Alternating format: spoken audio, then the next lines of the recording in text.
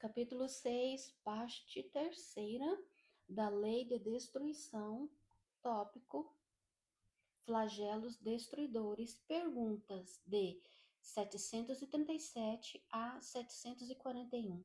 Pergunta 737. Com que fim fere Deus a humanidade por meio de flagelos destruidores? Resposta: para fazê-la progredir mais depressa. Já não dissemos ser a destruição uma necessidade para a regeneração moral dos espíritos, que, em cada nova existência, sobem um degrau na escala do aperfeiçoamento? Preciso é que se veja o objetivo, para que os resultados possam ser apreciados.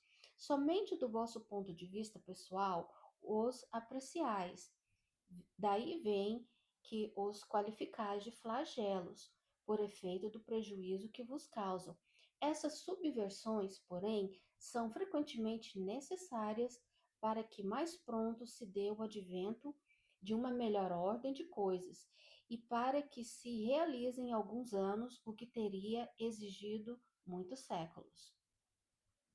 Pergunta 738. Para conseguir a melhora da humanidade, não podia Deus empregar outros meios que não os flagelos destruidores? Resposta: pode e os emprega todos os dias, pois que deu a cada um os meios de progredir pelo conhecimento do bem e do mal. O homem, porém, não se aproveita desses meios.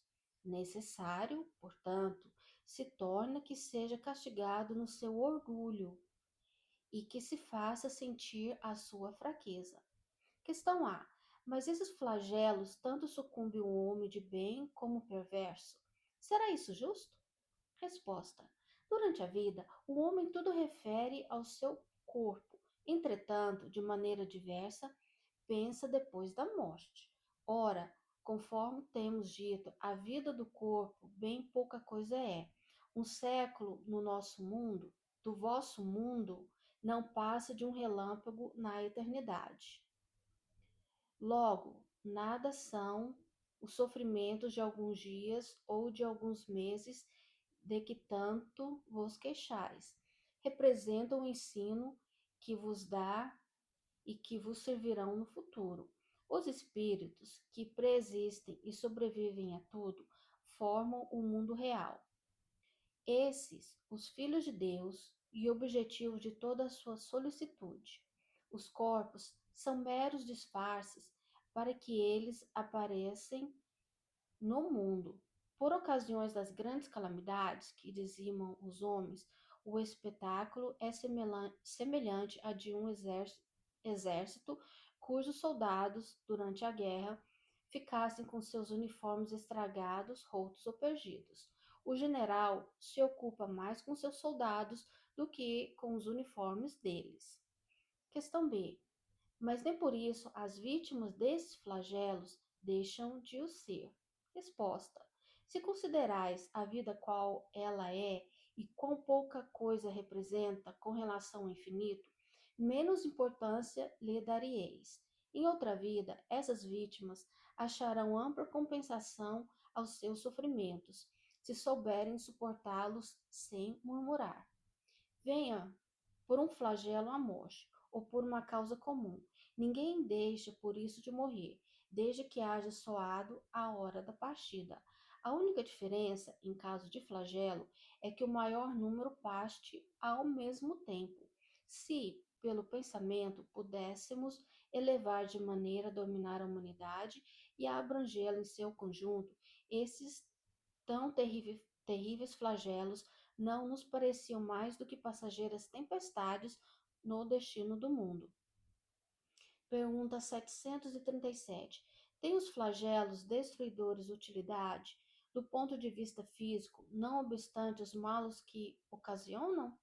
Resposta: tem. Muitas vezes mudam as condições de uma região, mas o bem que deles resulta só as gerações vindouras o experimentam. Pergunta 740. Não serão os flagelos igualmente provas morais para um homem por porem-no a braços com mais aflitivas necessidades?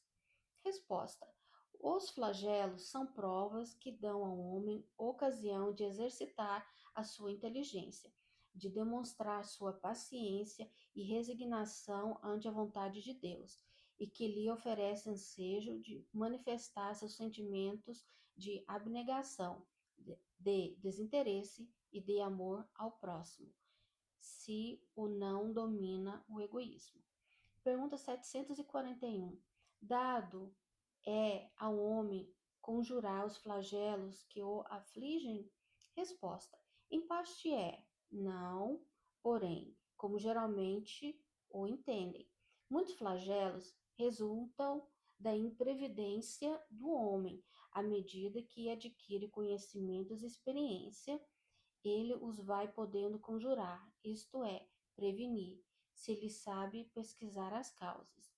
Contudo, entre os males que afligem a humanidade, alguns há de caráter geral que estão nos decretos da providência e dos quais cada indivíduo recebe, mais ou menos, o contragolpe.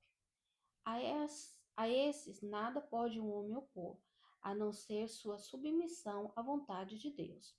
Esses mesmos males, entretanto, ele muitas vezes o agrava pela sua negligência. Na primeira linha dos flagelos destruidores, naturais e independentes do homem, devem ser colocadas a peste, a fome, as inundações, as intempéries fatais, as produções da terra. Não tem, porém, o homem encontrado na ciência, nas obras de arte, no aperfeiçoamento da agricultura, nos afolhamentos e nas irrigações, no estudo das condições higiênicas, meios de impedir ou, quando menos, de atenuar muito desses desastres? Certas regiões, outrora assoladas por terríveis flagelos, não estão hoje preservadas deles? Que não fará, portanto, o homem pelo seu bem-estar material, quando souber aproveitar de todos os recursos da sua inteligência e quando, aos cuidados da sua conservação pessoal, souber aliar o sentimento da, de verdadeira caridade para com seus semelhantes?